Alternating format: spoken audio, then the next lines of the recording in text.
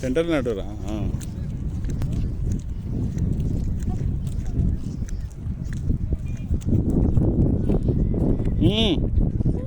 Centre నడు. ఇది full నీళ్ళు ఉంటే చేపలు కూడా ఉంటాయి. అంతా ఎండిపోయింది కదా, ఉంటాయి చేపలు లోపల తెలుసా.